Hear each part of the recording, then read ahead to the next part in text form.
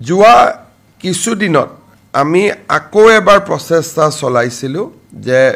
আমি অন্তত বৃন্দাবনী বস্ত্ৰখন আমাৰ জীৱনকালত এবাৰ আমি অসমলৈ আনিব পাৰোঁ নেকি। শেহতীয়াকৈ আমাৰ বাবে এটা আনন্দৰ বিষয় যে ব্ৰিটিছ মিউজিয়ামে তেওঁলোকে আমাক এখন পত্ৰ লিখিছে আৰু তেওঁলোকে আমাক কৈছে যে কেইটামান কণ্ডিশ্যন যদি আমি পূৰা কৰিব পাৰোঁ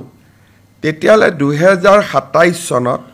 তেওঁলোকে বৃন্দাবনী বস্ত্ৰখন অসমত 18 মাহৰ কাৰণে অহাৰ বাবে তেওঁলোকে ব্যৱস্থা হাতত ল'ব আৰু তেওঁলোকে আমাক কৈছে যে এই ক্ষেত্ৰত আমাক ব্ৰিটিছ মিউজিয়াম আৰু আমাৰ মাজত যিটো যোগাযোগ এই যোগাযোগটো JSW নামৰ যিটো কোম্পানী আছে তেওঁলোকৰ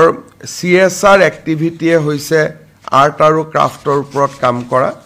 তেওঁলোকে ইনিচিয়েটিভ লৈ ব্ৰিটিছ মিউজিয়াম আৰু আমাৰ মাজত এটা সম্পৰ্ক কৰি দিছিলে এতিয়া তেওঁলোকে আমাক কেইটামান কথা কৈছে এটা তেওঁলোকে আমাক কৈছে যে ডিজিটেল এক্সপেৰিয়েন্সৰ কাৰণে তেওঁলোকে এই বছৰে বৃন্দাবনী বস্ত্ৰখন আমাক দেখুৱাব খুজিব অৰ্থাৎ কলাক্ষেত্ৰত আমি গ'লো তাৰ পৰা আমি ডিজিটেলি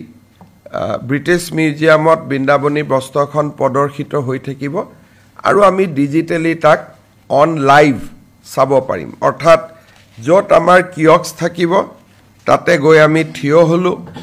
বৃন্দাবনী বস্ত্ৰখন লণ্ডনত থাকিব আৰু ইয়াৰ পৰাই বস্ত্ৰখন আমি প্ৰত্যক্ষ কৰিব পাৰিলোঁ দ্বিতীয় তেওঁলোকে কৈছে যে এটা নতুন মিউজিয়াম অসমত বনাব লাগিব যিটো মিউজিয়াম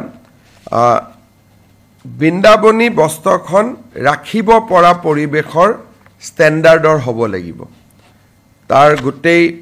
ভিতৰৰ যিটো ব্যৱস্থা হ'ব গ্লাছ বা আন ধৰণৰ ব্যৱস্থা হ'ব সেই বস্তুটো বৃন্দাবনী বস্ত্ৰখন আনিলে তাক ৰাখিব পৰা পৰ্যায়ত অৰ্থাৎ ই যাতে কোনো কাৰণে ক্ষতি নহয় তেনেকুৱা আপ টু ডেট এটা সংগ্ৰহালয় আমাৰ চৰকাৰে বনাব লাগিব গুৱাহাটীৰ মিউজিয়াম কলাক্ষেত্ৰ তেওঁলোকে পৰিদৰ্শন কৰি গৈছে আৰু তেওঁলোকে কৈছে যে সেইটো পৰ্যায়ত নহ'ব ষ্টেট অফ আৰ্ট এটা মিউজিয়াম বনাব লাগিব